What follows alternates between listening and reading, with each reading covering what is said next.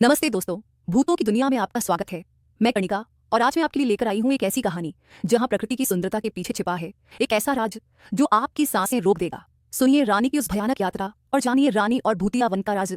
रानी एक प्रकृति प्रेमी और एडवेंचर की शौकीन थी। उसे अक्सर शहर की भाग दौड़ से दूर घने जंगलों में ट्रैकिंग करना पसंद था। एक बार वह अपने दोस्तों के साथ एक ऐसे जंगल में गई जिसके बारे में गाँव वाले कहते थे कि वह भूतिया वन है। जंगल के बीचों बीच एक बहुत पुराना घना रास्ता था जहां दिन में भी सूरज की रोशनी मुश्किल से पहुंच पाती थी। पहले दिन तो सब सामान्य रहा। रानी और उसके दोस्त जंगल की पगडंडियों पर घूम रहे थे और तस्वीरें ले रहे थे। पर जैसे जैसे वे जंगल के गहरे हिस्से में पहुंचे, रानी ने एक अजीब सी खामोशी महसूस की। पक्षियों की चहचहाहट और जानवरों की आवाजें अचानक बंद हो गईं, जैसे पूरा जंगल थम गया हो।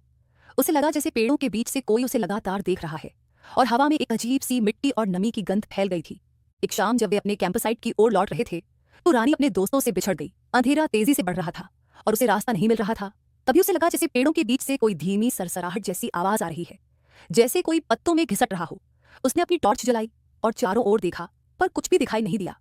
तभी उसे लगा जैसे पेड़ों की शाखाएं खुद ब खुद हिलने लगी हैं, जबकि हवा बिल्कुल शांत थी। शाखाओं के बीच से एक हल्की हरी रोशनी चमकती हुई दिखाई दी, जो धीरे धीरे उसकी ओर बढ़ रही थी।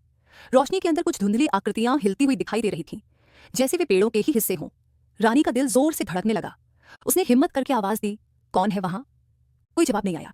हरी रोशनी और पास आई और उसके अंदर से एक धीमी कांपती हुई आवाज गूंजी, तुम भी यहीं रहोगी हमारे साथ? रानी चीख पड़ी। उसे लगा जैसे पेड़ों की जड़ें उसे अपनी ओर खींच रही हों। उसने बिना सोचे समझे टॉर्च वहीं फेंकी और जितनी तेजी से हो सका भागती चली गई। वह तब तक भागती रही जब तक उसे अपने दोस्तों की आवाज सुनाई नहीं दी। दोस्तों ने उसे ढूंढ लिया, पर रानी की हालत देखकर वे भी घबरा गए।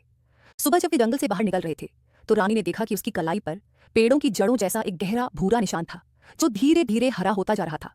और जब उन्होंने वापस उस भूतिया वन की ओर देखा तो उसके बीच से एक हल्की हरी रोशनी अब भी टिमटिमा रही थी, जैसे किसी को अपनी ओर बुला रही हो। रानी ने फिर कभी उस जंगल में कदम नहीं रखा। तो दोस्तों, आपको क्या लगता है, क्या रानी ने सचमुच उस भूतिया वन में कैद किसी आत्मा का सामना किया था, या यह सब जंगल के एकांत और उसके डर का नतीजा था? वह हरी रोशनी और वह आवाज किसकी थी? अपने विचार नीचे कमेंट्स में जरूर बताइए।